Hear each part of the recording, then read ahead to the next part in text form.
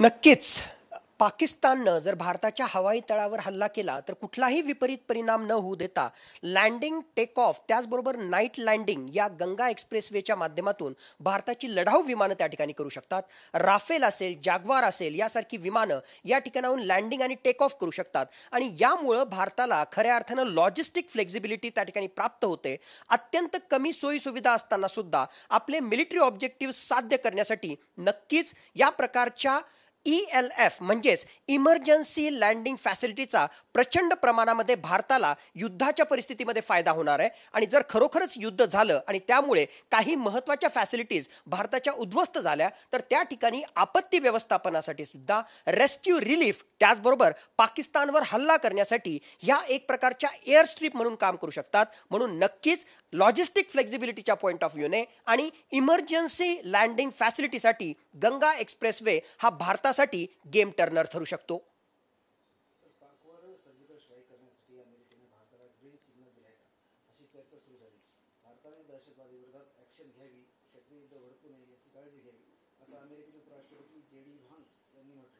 पाकिस्तानने अमेरिकेकडे मध्यस्थीची मागणी केली आणि अमेरिकेने भारतासोबत असल्याचं दाखवून दिलं.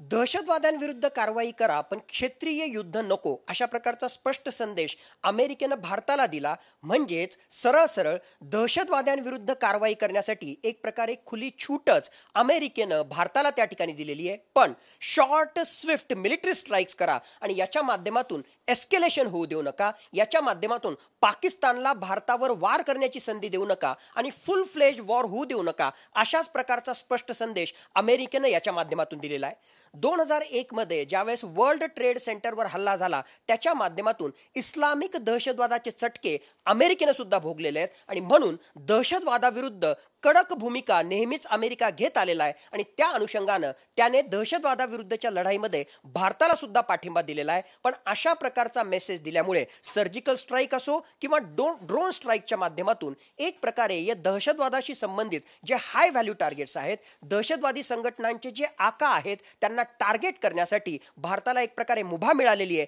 आणि त्याला प्रत्यक्ष किंवा अप्रत्यक्षपणे अमेरिका येणाऱ्या काळामध्ये पाठिंबा देईल हेच या विधानावरून आपल्याला स्पष्टपणे लक्षात येतं. पाकिस्तानचा एक भूतकाळ होता. देशाला खूप त्रास सहन करावा लागला. एका वृत्तवाहिनीत दिलेल्या मुलाखतीत बिलावल भुट्टोने मान्य केले. याआधी संरक्षण मंत्री ख्वाजा आसिफने मान्य केले होते. पाकिस्तानला दहशतवादी देश घोषित करण्यासाठी असे कबुलीनामे किती फायदेशीर ठरू शकतात?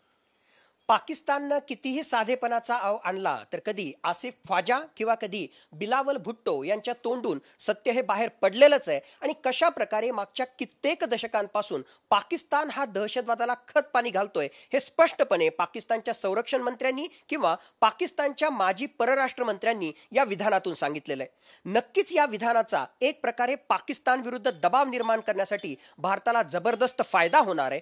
कूटनीतिक दबाव जर आपल्याला पाकिस्तान विरुद्ध निर्माण करायचा असेल, एक प्रकारे कशा प्रकारे दहशतवादाला पाकिस्तान खत पाणी घालतोय हे जर सांगायचं असेल तर ही विधानं आणि त्यातल्या त्यात त्यांच्या संरक्षण मंत्र्यांनी आणि माजी परराष्ट्र मंत्र्यांनी दिलेली ही विधानं कूटनीतिक दबाव पाकिस्तानवर वाढवण्यासाठी फायद्याची ठरू शकतात.